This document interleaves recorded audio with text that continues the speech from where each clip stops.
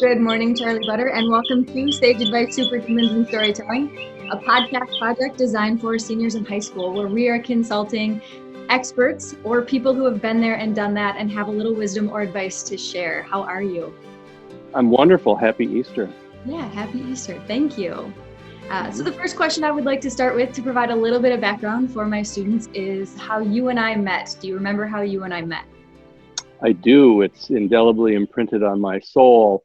I had made a journey down to the local Whole Foods Co-op in Grand Marais, Minnesota to get some things. And as you know, the very first thing a person sees when they enter is the fresh produce area. And at the time, you were working that part of the store Yes. professionally. And I saw you. I saw this vivacious, cute, adorable, wonderful, happy, engaged, energetic young woman with this amazing, flowing, golden flaxed hair. And you were being very fastidious about how you were putting vegetables very lovingly where they should be and presenting them for clients. And having been kind of recently at the time on a new journey nutritionally, or at least it had taken a new level of interest and purpose in my life and my wife's. I was interested to learn and explore nutrition and find and talk to people that were also kind of on that same journey. And of course, in the Whole Foods Co-op, you find people of that similar ilk. Anyway, I greeted you.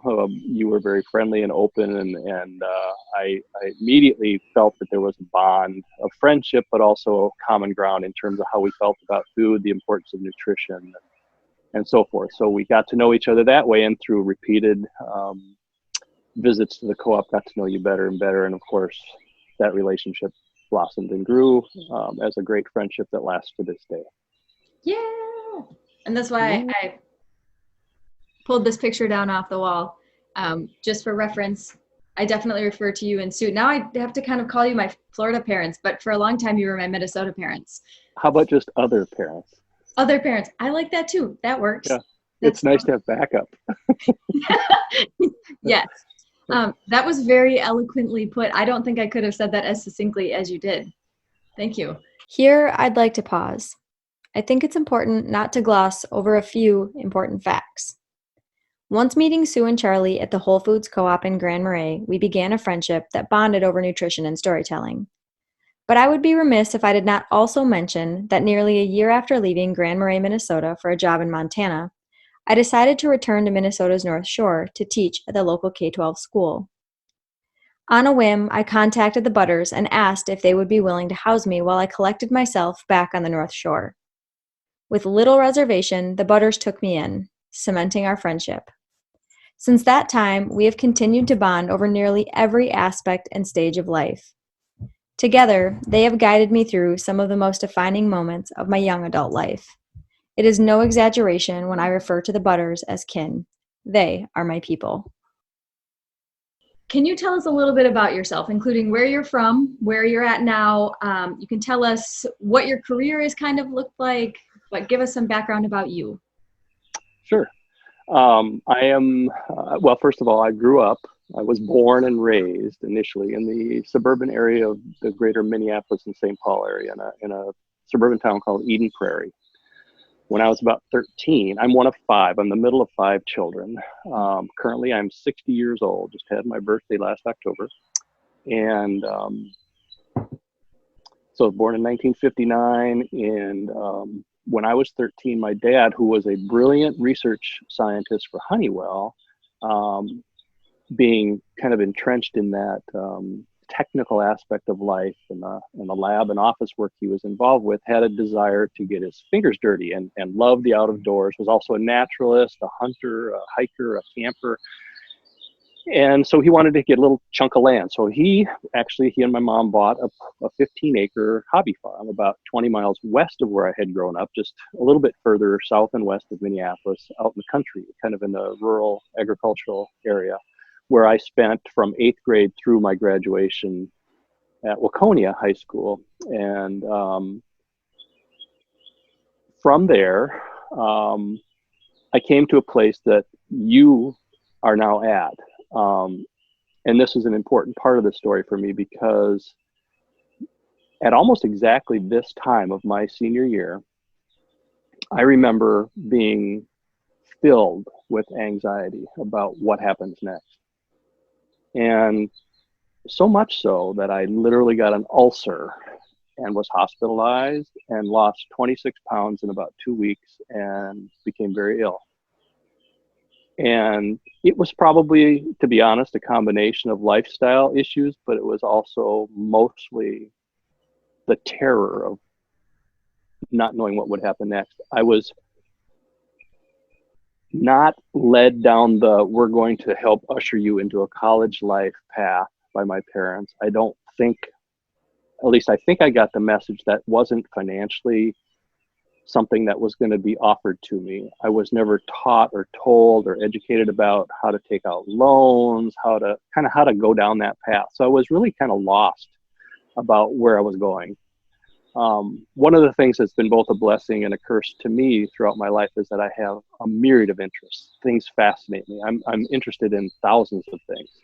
I wouldn't say I'm necessarily expert at any one of them, but I'm constantly fascinated by life. And so I've always envied people that had a burning passion for one thing and could put all of their focus into that one thing and become excellent at it. I still think that's possible for pretty much anyone, and that's kind of where this story will lead. But what I wanted to get across is I think those times of confusion, those feelings of frustration and anxiety and apprehension are really normal. What I would say to you from the perspective of someone who's 50 years removed from that or 40 years removed from that is stop and breathe, relax. The human race might be a race, but it's not a sprint. It's a marathon. It takes time, and you need to let life come to you. So to jump off that philosophical point of view and bring you forward a little bit, because I didn't know what I was going to do, and I didn't know anything about student loans or scholarships or college life in general, I knew I had to do something because now I'm a grown up. School's over. You can't just sit around all day. I joined the Navy. And my primary thoughts at the time were maybe I can learn a valuable skill, but it'll allow me to travel and expose myself to other places. And that's become a central theme in my life and something I want to point out for your consideration. And I know your interviewer has a great interest in travel. Yes. Because for me, it enriches and expands my life immensely. So I wouldn't suggest just necessarily getting in your car and going. It's nice to have a place you're headed for, but sometimes there's value in exploration and to get out there and both to use this as a kind of a strange analogy and a literal instruction. Don't be afraid to try new places. You may go on a trip and decide that you see someone doing something in an agricultural field and say, I wonder if I might want to do that. That looks fascinating. Or maybe you see a piece of mechanized equipment and say, I wonder if I could figure out a better way to do that. Mm-hmm. Or something along those lines. I have a son that I'm going to reference because this is a great case in point. And it leads into another part of this because I mentioned fear and anxiety. He's my youngest son. His name is Andy. He's currently 27. So keep that in mind when I tell you this story. As a young boy, he came to me and told me that he was full of fear and anxiety about life, everything. And it caused him to freeze up, and that's kind of the tendency for fear. And by the way, there's a couple of great acronyms for fear. The common response is forget everything and run, but that's not a good way to look at it. I would say false expectations appearing real. And the reality is most of the things we're apprehensive about are expectations we've created that are fantasies. They're not real. We think something might be a certain way and we get apprehensive about it. Yeah. And I think it's important to be able to distinguish between what's really in front of you and what might or might not be in front of you. Mm-hmm. And to be cautious about allowing yourself to fall into fearfulness. So what I told him as a young boy, I said, the only advice I can give you is to charge headlong into your fears. And what you probably will find is that they're not quite as scary and gruesome and dark as you imagine. The wonderful blessing of that mentality is it builds in a person grit and resilience and understanding and wisdom. You learn to be bold, to be emboldened by your moves, by the risks you've taken. Mm-hmm. And it propels you forward in ways that you can't possibly imagine. Since that time, my son, at 17, between his junior and senior years in high school, backpacked across Europe with a friend. Since then, he has done an internship for Yes Magazine in the Seattle area of Washington. He's co-run a youth camp in Maine. He has literally run around Lake Superior. In 86 days, Yep. He ran 1,250 miles and he came right through your town. He has hiked from southern South America all the way to Colombia. He walked from Minnesota to Panama City, Panama, through Central America and Mexico. He's done some astounding things that have enriched his life 1,000-fold, and he's currently finishing a master's degree out in Reno, Nevada. None of this necessarily, and I don't want to denigrate him as a person, but none of this, I don't think, because of his exotic uniqueness as a person, a lot of it having to do with his willingness to dive into water he was unfamiliar with. And it's given him the moxie and the courage and the wisdom to understand how to approach life. And I would encourage anyone not to be haphazard. Know the price you're going to pay. Everything has two sides, but be willing to take risks. Be willing to stride out into territory you're unfamiliar with, because that's where the greatest rewards are. Every new experience I've taken has proven to be extraordinarily worthwhile. So let's jump back into my life. I went to the Navy 4 years.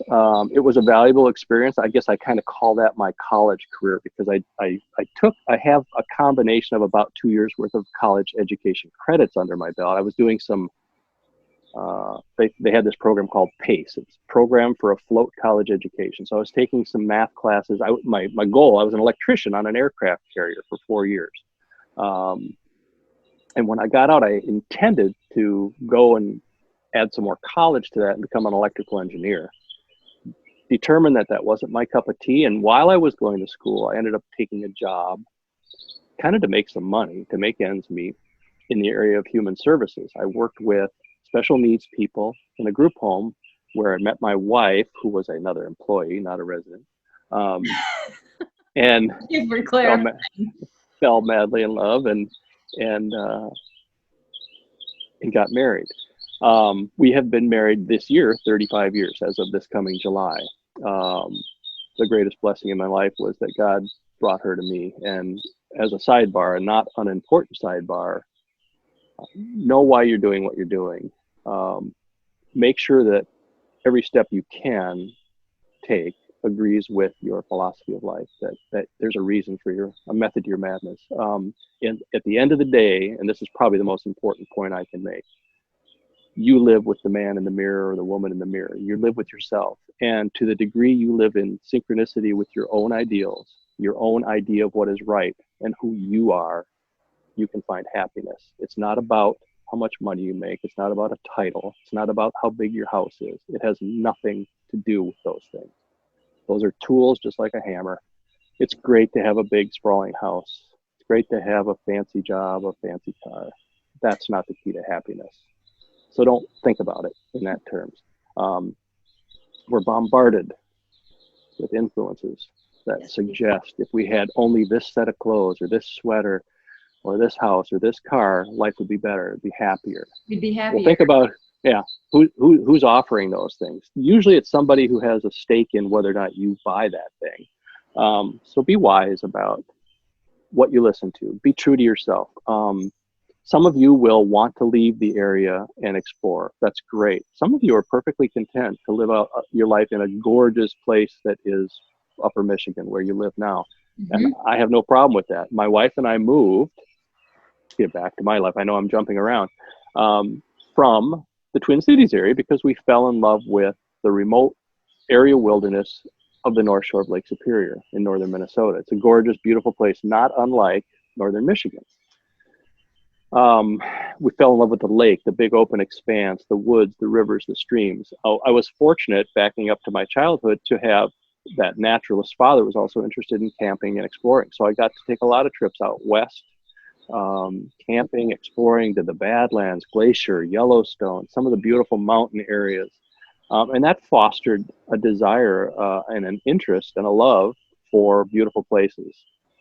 Part of my journey and being true to what's important to me and my wife is that we decided years ago we would never be in a place we didn't love, that we wouldn't go someplace for a job. We would go someplace because we wanted to be there. Be that. And let the cards fall where they may in terms of jobs, because like eating, I think we should eat to live, not live to eat. I think we should, live where we want and survive on the money that we need to survive and do the things we want. But that shouldn't be the primary driver. At least that's my philosophical opinion, that happiness is different than material wealth. They're two different and incongruent things. And it's an important distinction to make. It would take years to learn, but it is an important distinction to make. Yeah, well, and young people especially, but everybody is just flooded with this. And this is another place where travel comes in. You'll notice that in a lot of cultures, especially less developed cultures, we might look at it as being impoverished or lower class or less sophisticated. But sometimes that's really intentional. Sometimes cultures are perfectly happy with what they have and how they're doing things, and they don't feel the need. To give you a little, for instance, my wife and I just traveled to Panama. We came back recently and had a great time. But you would say that that's a country that has a sophistication level 20 years behind the United States in terms of technology and infrastructure and some of the, but they survive beautifully, and they seem to be a happy people. They're busy and they're active, and they have a strong sense of community and family, and their culture's vibrant. I come back and I think about our country, and I think of us being in such a hurry to get somewhere, but I don't know that anybody really knows where we're going. We're racing. Yes. And I'm wondering what we're losing. Sometimes it's simple conversation. It's the ability to sit down and breathe, to enjoy the songs of a bird, the smell of a flower. That sounds so beautiful. Yep. Well, that's another part of the journey. So Sue and I made this promise to ourselves, and so we moved to Grand Marais. And I have to back up a step because this is an important part of this. This thing about being true to yourself, I can't separate anything I tell you or anything I've done from the central theme in my life, and that is my faith.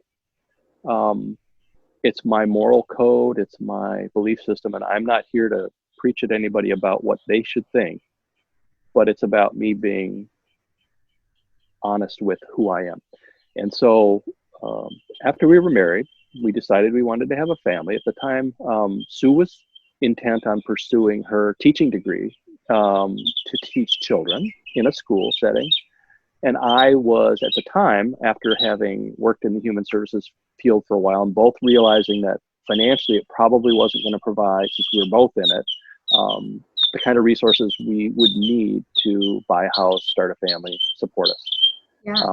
I received an offer from a gentleman who was starting a small company to run the operations end of a office furniture installation firm, which I did for a couple of years. But in the meantime, we literally had a brand new house built in the suburbs of Minneapolis, and got pregnant. Sue was about 9 months pregnant when this particular instance occurred, which was a signature moment in our lives. Come to find out that the boss I worked for, and I was part owner in this company, I kind of handled the operations end, he handled the administrative end, the front sales, and the business accounting end of it. I found out that he was reselling to a customer a product they had already purchased and that we were warehousing for him. So he was nailing them twice, not only unethical, but illegal. I don't think I have heard this story. Yeah. I was lambasted. I was overwhelmed with every imaginable negative feeling you can think of. And it caused me to do a great deal of soul searching and thinking, now here I am, a young man with a brand new house and an associated mortgage payment, a wife who is out to here with a brand new baby about to show up. And she and I had both agreed that to the best of our ability, we were going to have a parent in the home to raise our kid. That became a real strong philosophical point of emphasis for us because of how we feel about parenting and the life and the value of children and people. So I determined that I had to end that relationship. I didn't have a backup plan. I prayed about it, I thought about it, and I wrote a very long letter of resignation to my boss. And I came home and I said, Sue, I just quit my job. And I explained why, and she understood why. Of course, she was overwhelmed because it's like, okay, what do we do now? What do we do now? So here's the upshot. We ended up losing our house. We found a caretaking position at an apartment complex where in exchange for caretaking, we got a place to live. And out came our child and then followed two more down the road. And we found ourselves surviving along the way, but doing and living by our values. And all along being able to look in the mirror and saying, it's okay, you did the right thing. To this day, I am, of the very few things I'm proud of myself, I am proud of that. That was one of those moments that life will bring you, and it will, where you're going to swallow hard and no one's looking and you either do the right thing or you don't. And that's who you live with for the rest of your life. Yeah. When that moment comes, make the right choice. It won't necessarily be the popular one, and maybe no one else is looking, but you'll know, and you'll always know. So anyway, with that love of travel and beautiful places, we moved to Grand Marais. And at the time, I owned a small business, which had allowed me to work from home. And it was basically, I would go into, and I had a network of people all over the country. I would go into courthouses and obtain, on behalf of employers who were looking to hire people, records, primarily criminal background records. So people want to do an employee search. They want to make sure they're hiring people of character or whatever. And so I had this business going. And at the time, most of the searching had to be done physically by entering a courthouse and accessing a public access terminal. Nowadays, and this is what caused the change, it's become very technical and most of this information can be accessed online. Digital. So it changed. Yeah, it changed fundamentally that industry. Well, but the mobility that afforded us, because all I needed was a phone line and a fax machine. I could be anywhere on the planet and do this job because I was working with contractors around the state of Minnesota as well as the country who did the physical legwork. So we moved to Grand Marais because we wanted to be there. We knew it was near the Boundary Waters Canoe Area Wilderness. It was this gorgeous little town. You obviously know that. Awesome. And it fostered that type of lifestyle that we were interested in instead of the rat race. And I was putting 200 miles a day on in the loop around the Minneapolis metro area in heavy traffic all day. And I was going to the busiest places, the county seats of all 7 counties around Minneapolis. So I was going to busy places and I spent hours in traffic and it drove me bonkers. And I thought, this is a waste of life. This is not what I want to do. The only thing that makes me think of is your cortisol level being way up here and just being Oh, yeah. all of this. Yeah. Oh, yeah. Yeah. It's horrible. And that's one of those, moments where you find yourself kind of at the end of yourself and you say, this is not what I want my life to be. I don't care. And there was a small window of time where I was making upwards of $250 an hour when I put the math to my income. And let me tell you, it wasn't worth it. It wasn't worth it. So keep that in mind when you think about money and things. They're all going to go away. What you're left with is your memories and your integrity and who you are as a person and the relationships you form. Yeah. That's where the real value in life is. So we end up in Grand Marais and we raised our 3 boys with a love for the woods and the wilderness and the water, and they've gone off and they're doing their thing. And it's become a central theme for us. Now, picture yourself as a young father with 3 little boys now and a wife, and you decide, we really love this Grand Marais place. We want to, what about moving there? Um, and there's this thing with fathers, and I don't want to, take away from what a wife or a mother feels, but we feel this kind of cloak of responsibility.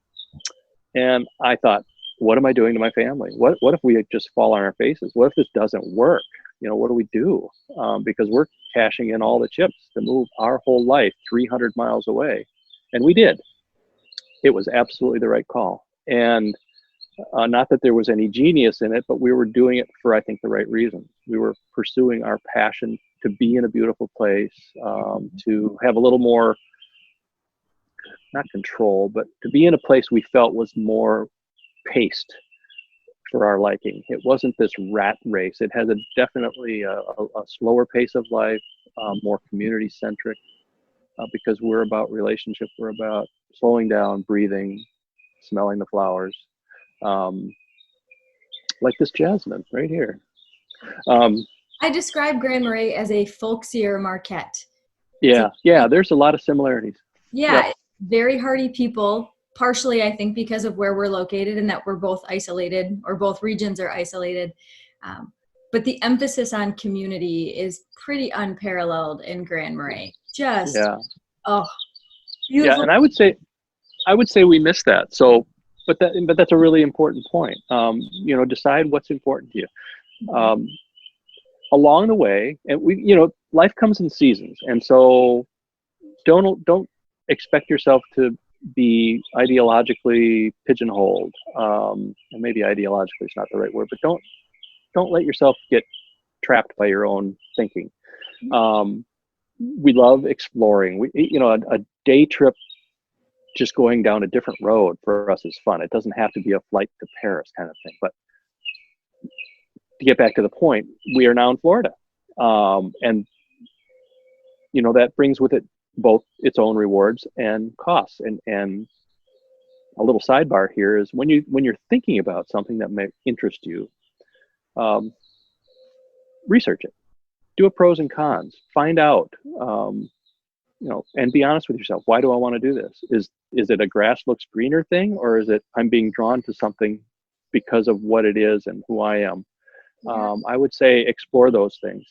The reason we're here is as I've gotten older, and I think this is physiologically typical, and because partly of what I did for a living while I was in Grand Marais, and I'll get back to that, cold and extended periods of cold have been less enjoyable for my wife and myself. Also, combined with that and our travels and history, we have developed a love for the ocean and the tropics. And so we started doing some traveling several years ago and thinking about what would the next phase be like. Our kids had grown now and they were off on their own. And so now we're not bound by trying to keep a nest intact for them.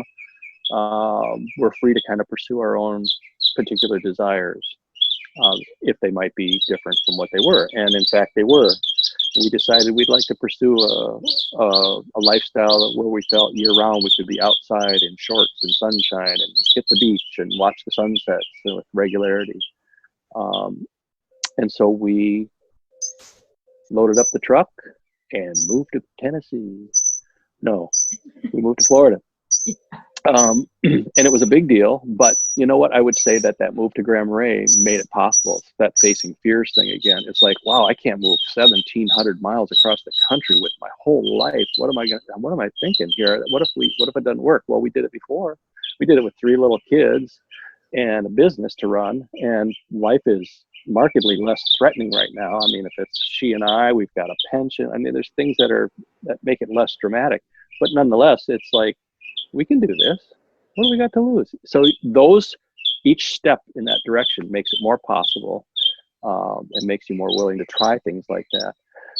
So it's been great. We love it here. The difficulty, of course, is not being right next door or down the street from the people you love and want to be a part of. Now, things like technology are making that easier. It's not the same, but it's better than having to write a letter or make a phone call on a corded phone like we maybe had to do years ago. So people are getting closer, and so that makes this kind of thing more possible. Yes. But I don't think, had I ever, going all the way back, and I think it started with that value judgment of saying, I'm not going to work for this guy. And I know this could be financial ruin, but at the end of the day, we will be able to look at each other, my wife and I'll be able to look at myself in the mirror and say, you did the right thing, and you can live with yourself. Ultimately, you have to be able to live with yourself. So that business I was talking about, the search business, the industry changed almost as we moved to Grand Marais. And I saw that it was going to a direction where either I would be outcompeted by people with deeper pockets to develop their businesses, or I would have to seek outside capital and grow my business and get techie with it. I didn't want that. I wanted a little mom and pop shop that would provide enough to survive. I didn't want an empire. And so I put it to bed and decided, you know what? My goal initially was to try to develop a career that could provide the financial resources that would allow us perhaps to retire early, or at least to travel.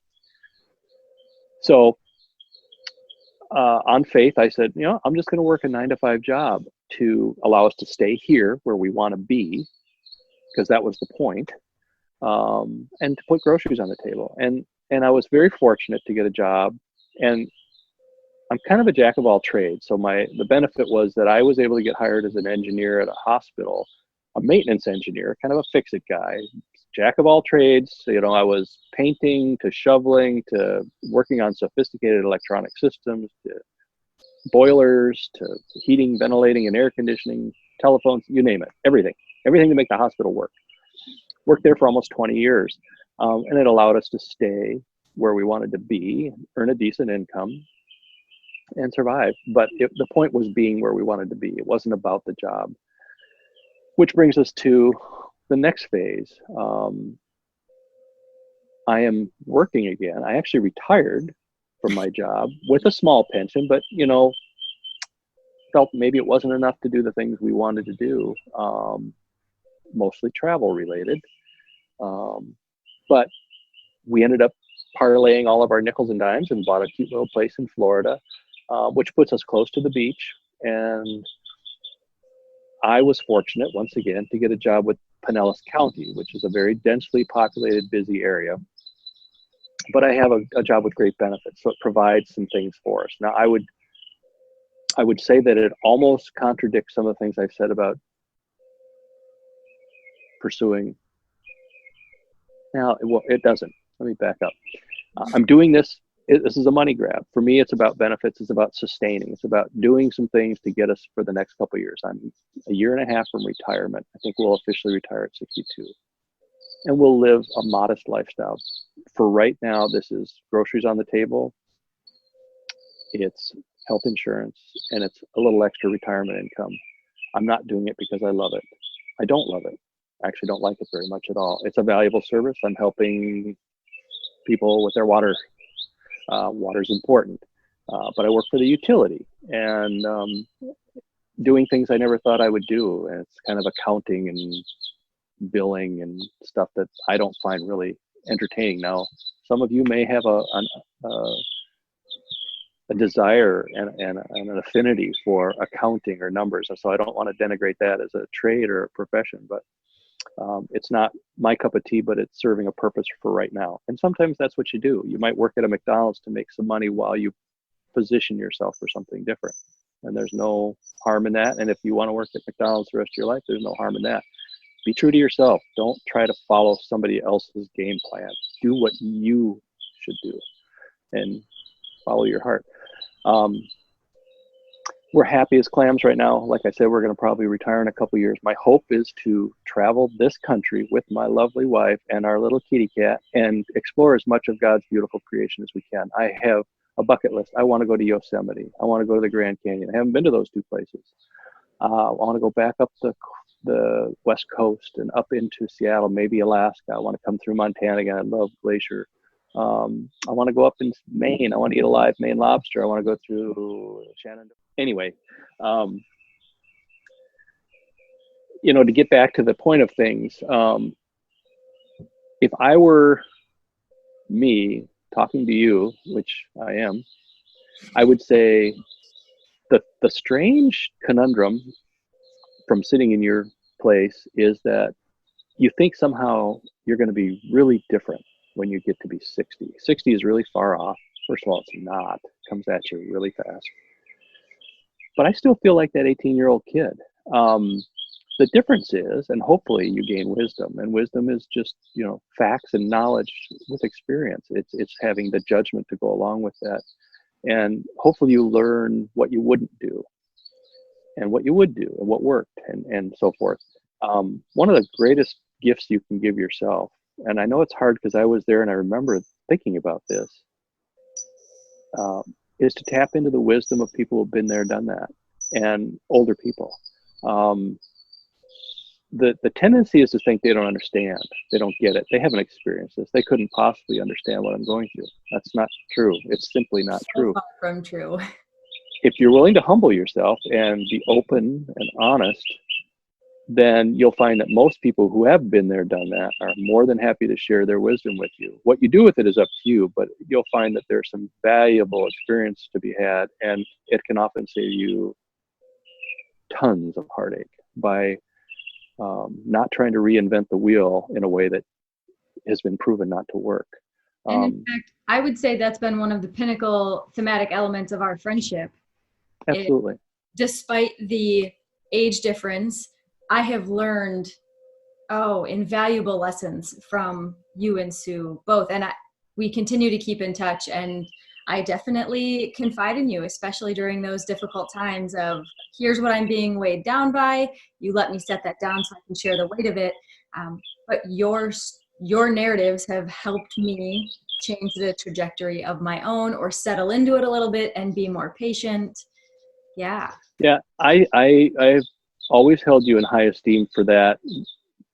I think that's a wise thing. I think it's unusual, unfortunately much too rare. I think the way our world used to work, or at least this culture, and I think it still exists in some, where elderly are revered for their experience and their wisdom, and it's handed down in a more of a methodical way. I think we've lost that largely in this country, unfortunately. I wouldn't say it's gone, but it's different.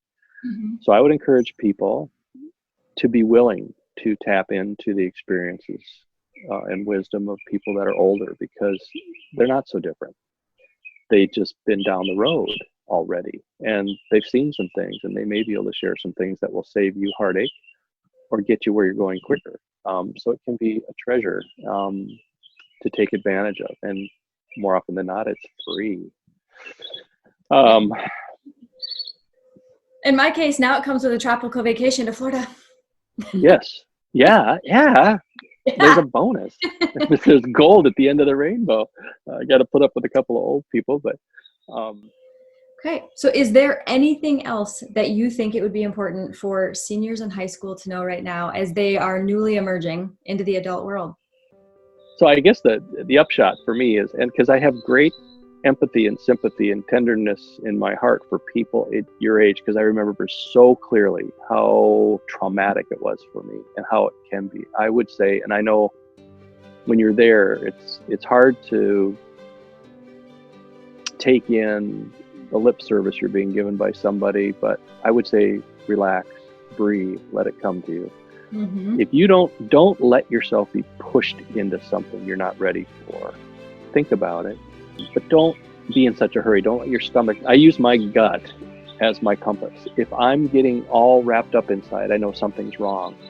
Either I'm being pressured internally, or I'm being pressured externally, or I've created some expectation inside that's pushing me out of my comfort zone in a bad way. It's okay to press out of your comfort zones, but do it in a measured way. Put into play some practices that help you survive day to day, and slow down and breathe. Life comes at you fast enough. Take it one step and one breath at a time. That's the best advice I can give you. Awesome. I was just going to ask you to recap, and you kind of came full circle on that. I wrote some things down that I thought were powerful thematic elements that you said, but they also, and I will be honest, selfishly mirror a lot of what we talk about in the classroom. because it is meaningful when it comes from adults, but I think it's meaningful also when it comes from other people other than Miss Dye, who's been saying the same thing all year. But you touched on, it's going to be difficult sometimes to drown out the noise of the world, but you need to be true to yourself, and it's okay to be true to yourself, and that you are the person you'll have to live with forever. Mm-hmm. That was one important takeaway that I had. You touched on the importance of travel, finding a mentor. Interestingly enough, other people that we have interviewed have said the same thing. It's invaluable to find a mentor either in your craft or someone in general who's been there, done that, and can remind you this is a hiccup, or this is only one of the narratives that you're going to live throughout your entire lifetime. It really helps to slow you down, remind you to be patient, to settle in sometimes during those tough ruts that don't feel so great. Yeah. Be who you're going to be. Be the best version of yourself you can be. That's the best information I could give you. I like that one. That is a good one to end on. Thank you, Charlie, for letting us have a sliver of your time this morning. Oh, you're welcome. It was my pleasure. It was an honor to be considered.